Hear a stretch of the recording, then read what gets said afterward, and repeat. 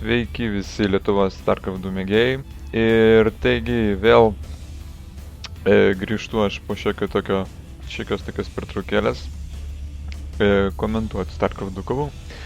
Ir taip, čia bus kova viena atsiųsta iš jūsų. Ir kova vyks Xel'Naga Caverns žemėlapyje. Ir tai bus Stichėjas, kuris yra lietuvis. Jis šitam žemėlapį atsirado apatiniam kairiam kampe, o viršutiniam kairiam kampe atsirado Nuke Mike Hawk. Aišku, maždaug brandulinis Mike'as Hawkas arba atominis kažkas tokio. Taip, matysim teranus prieš teranus. Matom, Stichėjusas nenori blokuoti rampos, jis tiesiog kuo greičiau pasistato kur nors šitą į saugyklą. Matyt, jeigu dar čia užbaigtų senelę kur nors, tai nelabai galėtų Helenai prabėgti, bet ir štai barakai irgi vėlgi vidury savo atsiradusios vietos nenori blokuoti rampos, tuo tarpu į Nuke Mike Hawk blokuoja savo rampą, matyt, nenori, kad būtų iššnipinėtas, taip sakant, išvalgyta jo bazė. Ir, ir pamatysim, nespės veikiausiai pastatyti į barakų iki galo, tuo tarpu, maždaug toks pats statymo tempas iš tikrųjų, tiek pas Mike Hawką, tiek pas Stichėjusą.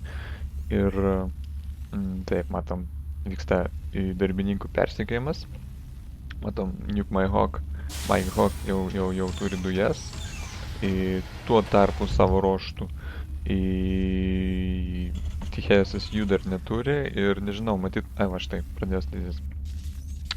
Ir, čia taip sakant, padarė nelaimingų Stichėjusų darbininką, į kampą užspaudė ir tiesiog pragręžė visą kėbulą ir nežinau, netgi į dvi dujų gamyklos išgavimo įmonės, taip sakant, tai vadinas, matysim kažką tai labai su daug mechanikos susijusių dalykų, bet matom, štai antrasis barakas kyla ir, nežinau, matom, gamykla yra gaminama pas Nuke Mike Hawk. Velnis, bet vadinsiu iš tiesiog Nuke ir viskas. Nes čia tai galima ir galvą susilaužyti, plačiau suprasti, koks čia vardas. Ir iš pat pradžių aš galvojau, kad galbūt Stichėjusas dviem barakais bandys spaudimą kažkokį padaryti, bet kai matau dabar antrosios barakus, nežinau, matyt bus, štai matom, technologijų laboratorija. Galbūt, kad bus pasikeista su su fabrikų vietomis ir fabrikas pradės pumpuoti tankus. O čia bus pradedami pumpuoti pėstininkai ir tankai, pėstininkai, vienu žodžiu, čia bus pagrindinė turbūt armija. Pažiūrėsim, kas čia bus. Taip, matom, iš Nuke'o irgi technologijų laboratoriją.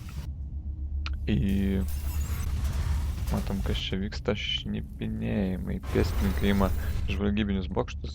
Veikiausiai šitas pėstininkas pralaimės, nes jis turi tik tai labai mažai gyvybių, gal kokią vieną. Ir taip, šitas jau žmogus yra nušovęs kitą žmogų. Dar viena kova vyksta. Kiek liko? 3 gyvybės taškai. Nubėk ir duokiam į galvą teisingai. Jeigu tu nebėgsi žmogau, tai tu mirsi. Kiek jis turi? Jis turi visus gyvybės taškus. Ir toj matysim ištiškimą. Taip. Vienu žodžiu, kas kontroliuos bokštus, tas bus didvyris. Bet visgi Stichėjusas paslapčia šitą šoklį prasmukins, kad nematytų Nuke'as, kas vyksta. Pažiūrėsim, ar... neturėtų pamatyti iš tikrųjų. Judėk, čiagi yra... Čiagi nemato nieks. Gerai, nejudėk, koks skirtumas. Matyt, nori atsikratyti. Ne. Nežinau, ko iš čia nori. Tas vienas pėstininkas ten labai daug nieko nepakeis. Taip, matom, vyksta žvalgyba. Štai, tankas iš iš Niuko pusės. Matom, dar ir vikingus pumpuoja, o tuo tarpu Tichėjas, matom, apgulties režimas yra vystomas.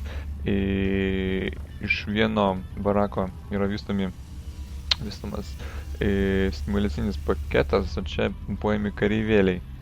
Ir, kaip ir sakiau, tankai ir pėstininkai bus iš Tichėjos pusės, lygiai tas pats ir iš Niuko pusės, tik jis dar turės vikingą, kuris, gali būt, kad, nežinau, yra apgulties režimas, jis kur nors čia nuspręs apgulties režimą pasidaryti, o vikingas tiesiog pamatys, kas yra dedasi aukštumoje.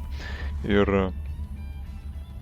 labai nebloga taktika, tiesiog pasakius, tik čia daugoka šiaip pėstininkų, 3 pėstininkai prieš tokį būrį, čia aišku prasidės masalai, vilios, matosi, Tichėjus nepasiduos tai pagundai ir štai, pamatys, kad šiaip vikingai, tai yra pėstininkai galėtų numušti vikingą, bet matom, Niukas labai gražiai, kaip ir turi taraną daryti, po vieną tankelį į priekį slinksta lėtai, jeigu ką pridengs šitas tankas, šitą tanką. Ir matom, vėliau siunčia pastiprinimus Niukas, vienas pėstininkas nesuper pastiprinimas, bet štai dar ir matom vienas tankas ir dar vienas pėstininkas bėga. Aišku, vis geriau negu nieko. Taip, matom šitam tankui ate ir taip. Negerai dabar padėti Tichėjusas, matyt, jis pat tai jaučia ir jis pats dabar pumpuoja vikingus, kad tankai galėtų, tarkim šitą pastebėti tanką, nes, vikingas atskrido, iškart pastebėjo tanką, bet štai dabar prasidės vikingų karai ir matosi, turi atsitraukti Niukas, nes su 3 gyvybės taškais, čia dar pėstininkas, vienu žodžiu, Niukas šitos atakos metu nori išsiplėsti. Štai matom mūlas numestas, kuris remontuos vikingą, matyt vikingą paremontuos, paskui tanką paremontuos. Ir matom, dabar jau Niukas nebeturės pranašumo. Bet kita vertus, jis laiko į Tichėjusą užsidariusi bazėje. O tuo tarpu pats plečiasi, bet reiktų šiaip įdirbti, nors tą patį darbininką vieną, pasiūstų jį gręžti. O, tarp kitko darbininkų pas Niuką yra kažkaip labai mažai. Tuoj mes pasižiūrėsim. 20, apylygiai iš tikrųjų, bet kažkaip atrodo mažokai. Ir žiūrėsim, kas čia bus, kaip čia. Šiaip turėtų prisibraut, man atrodo. Turi simuliacinį paketą, skydų dar neturi, kiek aš matau. Ir net, yra vystomi, tai greit baigs. Matyt, su skydais pradės verštis į mūsų Tichėjusas. Čia vyksta komandinis centras, dar vienas dygsta. Ir, žiūrėsim, kas čia gausis mūsų Niukui. Aš manau, kad jis sutvarkys gan nesunkiai, nes tie vikingai gerai. Vieną vikingą gal ir nuvaž, bet daugiau iš jokios naudos nelabai bus. Taip, matom. Niukas pradėjo čia viskas sprogdinti iš eilės, technologijų laboratorija, kuri nieko neieško, jinai kaip ir nelabai reikalinga. Dabar galės, nežinau, šiaip tankam buvo reikalinga. Tai galės sukeisti su va šito netgi barako. Ir barakas galės pasistatyti su reaktoriu. Tankui bus šakės, matyt. Ne, spėjo pabėgti su 13 gyvybės taškų. O, šitą technologijų laboratoriją, irgi sprogs nieko čia baisaus. Bet su kiekvienu smūgiu gauna ir gamykla kažkiek žalos. Ir nežinau, ar ką nors girdis, bet aš čia apkurtas dabar nuo šito mūšio viso.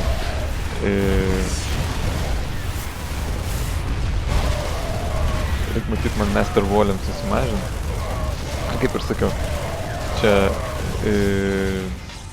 Tichėjusas, kaip ir sakiau, nesunkiai prasiveržia pro šitą blokadą mažiukę. Ir tuoj mes meniu options Master Volume accept.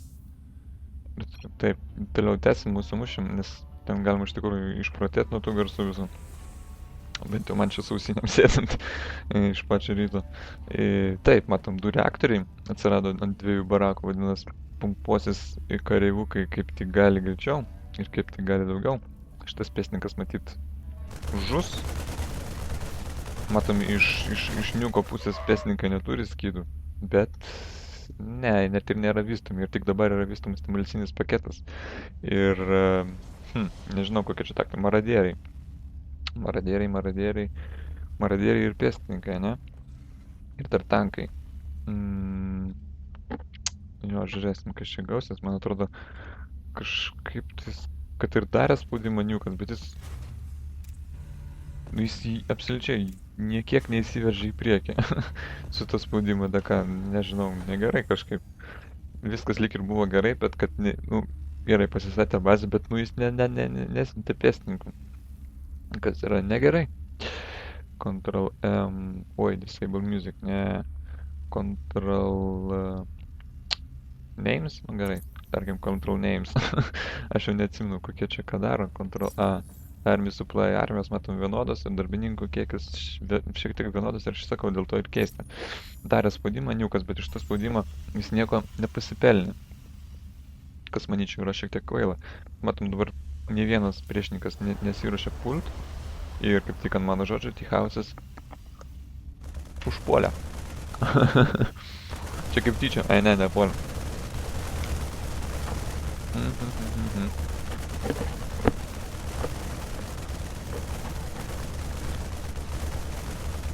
Labai skanaus kai kas valgiau, nesakysiu ką. Matom, pėstininkai treniruojasi, kas geriau sušaudys uolas. Iš tikram gyvenime tai būtų žiauriai juokinga, kad pėstininkai šaudytų į uolas. 4 tankai. Tankai yra labai neblogai per šitos pėstininkus. Ypač jeigu jie bus tinkamai suorganizuotai pastatyti, taip sakant. Ir tai gali baigtis tikėjusi labai liūdnai. Pažiūrėsim, ar užpuls ant šito. Ne, metum po 3 pėstininkus kažkaip yra palikęs tikėjusis. Aišku, šitie 3 pėstininkai padarys miriau.